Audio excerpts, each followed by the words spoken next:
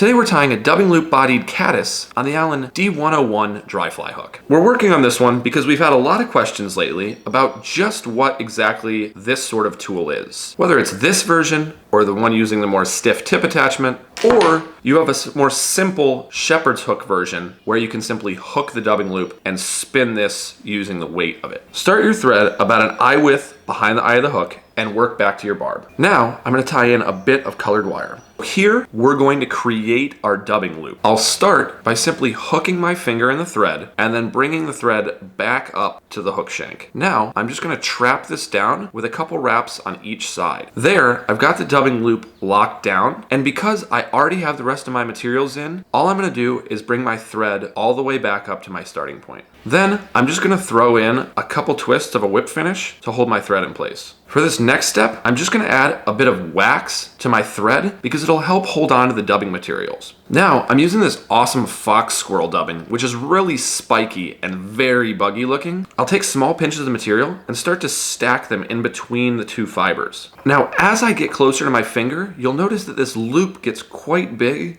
So I'm going to work my finger out of the loop and simply pinch the end of it so that it stays rather open, but not nearly as wide as it would be. In this step, I can overload the dubbing loop because I'm going to brush all this material out once I form it. Here, I've trapped those longer dubbing fiber materials laterally between these two thread fibers. Once you've formed your dubbing loop and filled it with your materials, you're going to hook in each hook on the tool up to each thread on your dubbing loop.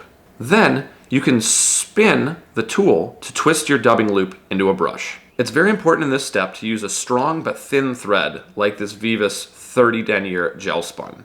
It's very easy to break your thread when creating these dubbing loops, and that'll ruin all your work. Now you can see the beginnings of this dubbing brush that I've created. Here I'll just go back in with a brush and brush out the loose fibers. The nice part about using the tool with the threaded tip is I can remove the spinning base of the tool and simply wrap the brush forward using just the tip section. I'll wrap this forward just like I would with hackle, where I'm going to preen the fibers back as I wrap it forward. Once I reach the head of the fly, I'm simply going to trap down the end of the dubbing brush with a couple tight wraps, and then I can trim off the head. While I could use this as the complete body, I'm going to bring this wire through it just to add a bit more segmentation. I'll wiggle the wire as I bring it forward and attempt to trap down as little of the dubbing material as possible. Then I'll trap down the wire and brush out that dubbing.